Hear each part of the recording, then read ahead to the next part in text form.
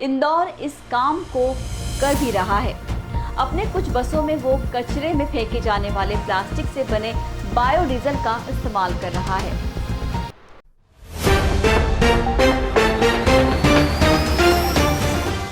क्या biodiesel petrol को धोबी पछाड़ दे सकता है?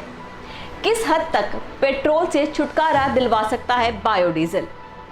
बायोडीजल की जरूरत क्या है? नितिन गडकरी जी बायोडीजल पर क्या कहते हैं, आइए जानते हैं। कोरोना का समय तो आप सभी को याद ही होगा। हमारी दुनिया बिना पेट्रोल और डीजल के धुएं के बिना कैसी दिखती थी, ये देखने का सौभाग्य हमें तभी मिला था। सोचिए, अगर वह शुद्ध वातावरण बिना हमारी दिनचर्या और दैनिक परिवहन को रोके हमें मिल सके तो। इस तो का जवाब है बायोडीजल, एक ऐसा विकल्प जो न सिर्फ प्रदूषण को कम करता है बल्कि पेट्रोल के लिए जो हमारे दूसरे देशों पर निर्भरता है उसे भी काफी हद तक कम कर सकता है। हाल ही में केंद्रीय सड़क और राजमार्ग परिवहन मंत्री नितिन गडकरी जी ने बयान जारी किया है कि अगस्त में 100% इथेनॉल पर चलने वाले वाहन लॉन्च किए जाएंगे। मंत्री जी ने कहा कि वो टोयोटा कंपनी की कैमरी कार लॉन्च करके इस अभियान की शुरुआत करेंगे। साथ ही पेट्रोल की तुलना में इथेनॉल के दर का समीकरण समझाते हुए उन्होंने कहा कि इथेनॉल का दर 60 रुपए प्रति लीटर है और इसके साथ 40% बिजली का इस्तेमाल किया जाएगा। इसलिए यदि पेट्रोल के दर के साथ इसकी तुलना की जाए जो कि 120 रुपए प्रति लीटर है, तो इथेनॉल का दर लगभग 15 रुपए प्रति लीटर होगा। यदि मोटे तौर पर देखा जाए तो इथेनॉल में पेट्रोल की दहशत खत्म करने की क्षमता है, पर किस हद तक? इस सवाल का जवाब ढूंढने से पहले हमें ये समझना होगा कि इथेनॉल है क्या और ये पदार्थ बनता कैसे है। इथेनॉल एक अल्कोहलिक तरल पदार्थ है। इसे बनने के लिए मक्का, ज्वार, जौ, गन्ने और चकुंदर के स्टार्च में पाए जाने वाली शुगर को किण्वित यानी फर्मेंटेशन प्रक्रिया द्वारा इथेनॉल में बदला जाता है। इसमें डीनेचुरेंट्स नामक पदार्थ को भी मिलाया जाता है ताकि ये पीने योग्य न रहे और इसका इस्तेमाल ईंधन के तौर पर किया जा सके।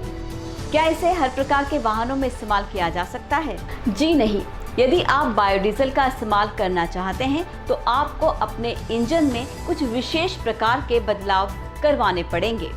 इसलिए कई कंपनियां इस प्रकार के इंजन पहले से ही अपने वाहन में उपलब्ध करवा रही है।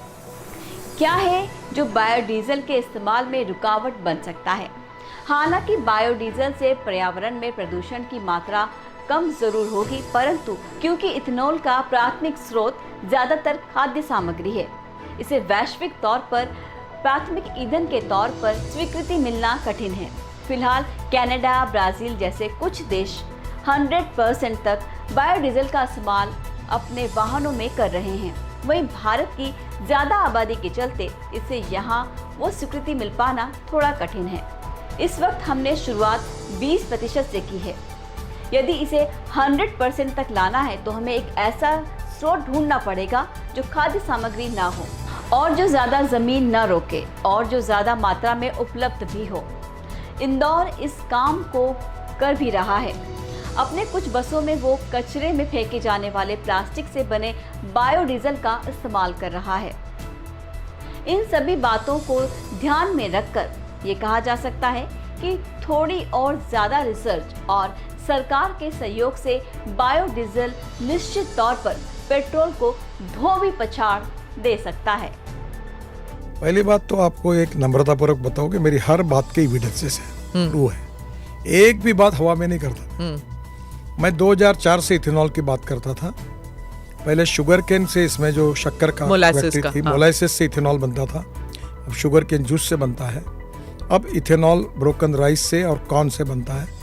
और अभी आसाम में बाम्बू से इथेनॉल बनता है। और पानीपत में अब राइस स्ट्रॉ बरेली से इथेनॉल बनता है और बायोबिटुमिन बनता है। इथेनॉल हम 20% पेट्रोल में डाल रहे हैं। और अभी अगले महीने अगस्त महीने में मैं इथेनॉल पे 100% चलने वाली गाड़ियों को लॉन्च कर रहा हूँ। अभी बजाज, टीवीएस और हीरो इन्होंने अपनी मोटरसाइकिल 100% इथेनॉल पर स्कूटर तैयार की है।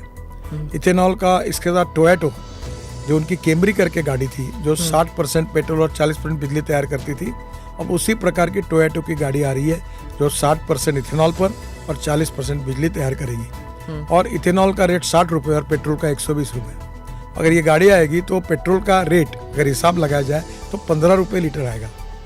तो देश में रिवोल्यूशन होगा और ये पूरा import substitute, cost effective, pollution free और इंडिजिनस।